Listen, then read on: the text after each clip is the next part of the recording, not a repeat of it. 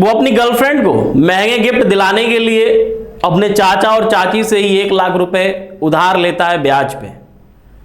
वो ब्याज समय पे चुकाता है। मूलधन 1 लाख रुपए का वो करीब 4 लाख रुपए तो ब्याज ही चुका देता है, लेकिन फिर भी उसके चाचा और चाची को संतुष्टि नहीं मिलती है। एक समय ऐसा भी आता है कि युवक का अपने चाचा चाची से संबंध खराब भी हो जाता है। वजह वही पैसा रहता है। वो कहता है कि मैं तो मूलधन का कई गुना चुका चुका हूं, लेकिन चाचा चाची कहते हैं कि तुमको पेनाल्टी लगी है, तुमको और चुकाना पड़ेगा। वो लड़का टूट जाता है। इसी बीच उसकी जो गर्लफ्रेंड रहती है, जिसके लिए वो कर्जा लिया रहता है लाखों रुपए का, वो गर्लफ्रेंड भी उसको धोखा दे देती है। 8 साल संबंध रहता है, सब कुछ खत्म हो जाता है। फिर उस युवक को लगता है कि अब तो मेरी बदनामी होगी, और जिसके बाद वो एक खौफनाक कदम उठाता है। वो अपनी जीवन लीला को ही समाप्त कर देता है। ये मामला इंदौर का है। बाणगंगा का एक कारोबारी जिसका नाम शशांक उर्फ प्रशांत जायसवाल रहता है, जो कि एक व्यवसायी था, उभरता हुआ व्यवसायी, युवा बिल्कुल। वो अपने चाचा अमर और अपनी चाची रूपाली से ही 1 लाख रुपए जो है उधार लेता है। उधार भी किस लिए? अपने गर्लफ्रेंड को महंगी चीज़ दिलाने के लिए, मतलब महंगे तोहफे देने के लिए। वो अपनी गर्लफ्रेंड को कार खरीद के देता है, आईफोन खरीद के देता है, और जब उसकी गर्लफ्रेंड को, उसके परिवार वालों को पैसे की ज़रूरत रहती है, तब भी जो है ये शशांक पैसे देता है। लेकिन एक वक्त ऐसा आता है कि 8 साल के संबंध को उसकी जो गर्लफ्रेंड रहती है नम्रता, वो भूल जाती है कि कितना उसके लिए शशांक ने किया था। वो सब कुछ भूल जाती है, और फिर एक वक्त ऐसा आता है कि वो उसको धोखा दे देती है। जब शशांक को उसके गर्लफ्रेंड की सच्चाई पता चलती है कि वो उसको धोखा दे रही है, तो वो अंदर से टूट जाता है। इधर अपने चाचा चाची से भी वो पैसे उधार लिया था, और साथ ही में वो पैसे तो उधार लिया था, लेकिन ब्याज पे लिया था। जो मूलधन रहता है लाख रुपए, उसका कई गुना यानी कि 4 गुना 4 लाख रुपए अपने चाचा चाची को वो दे चुका था, अमर और रूपाली को।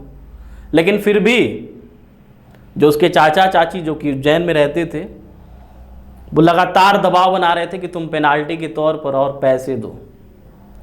इधर गर्लफ्रेंड का भी साथ छूट गया, इधर सामाजिक दबाव है, पारिवारिक दबाव है, बदनामी होगी, बहुत से प्रेशर शशांक अपने दिमाग में ले लेता है। उसके चारों तरफ कोई रास्ते नहीं दिख रहे थे, न तो आगे न तो पीछे, न दाएं न बाएं, अब जाए किधर।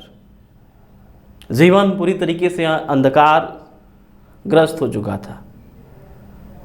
शशांक को लगा जिसके लिए हमने सब कुछ किया, वही गर्लफ्रेंड मेरा साथ भी छोड़ दी, और चाचा चाची जो कि हमारे सगे हैं, खून का रिश्ता है, वो भी मैं उनको कितना पैसा दे चुका हूँ, 4 गुना दे चुका हूँ, लेकिन फिर भी उनको पेनाल्टी चाहिए, उनको और पैसे चाहिए।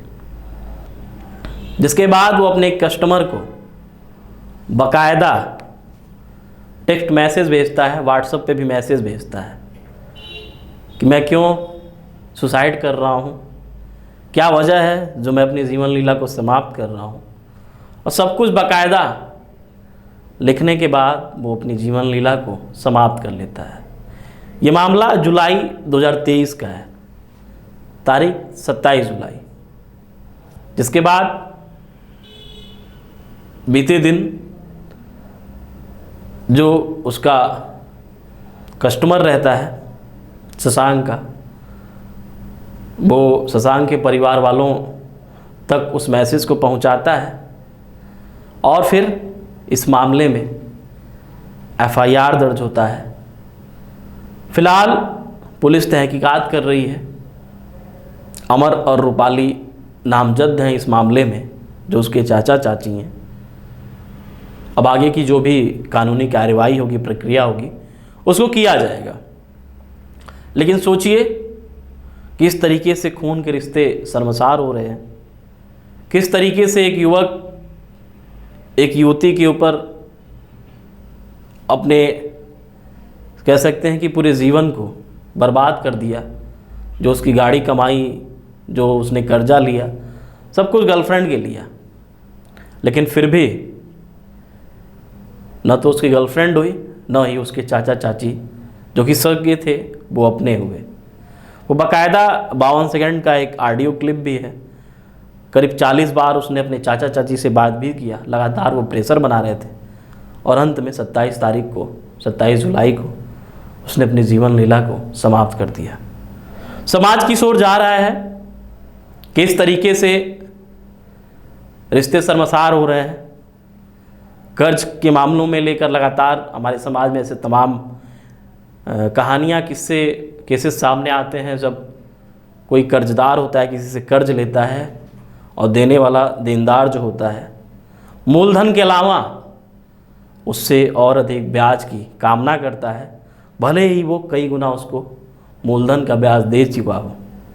और एक समय ऐसा आता है कि जब कभी कर्ज लगता है लेने वाले को कि हमारा तो कभी कर्ज ख़त्म ही नहीं होगा, तो एक दिन वो अपनी जीवन लीला को समाप्त कर लेता है। ऐसा ही मामला शशांक के साथ भी हुआ और शशांक इस जीवन से, इस रिश्तों से हार गया। उसे डर था परिवार का, समाज का, बदनामी का, माँ बाप के सम्मान का, उनके गर्व का, उनकी इज्जत का।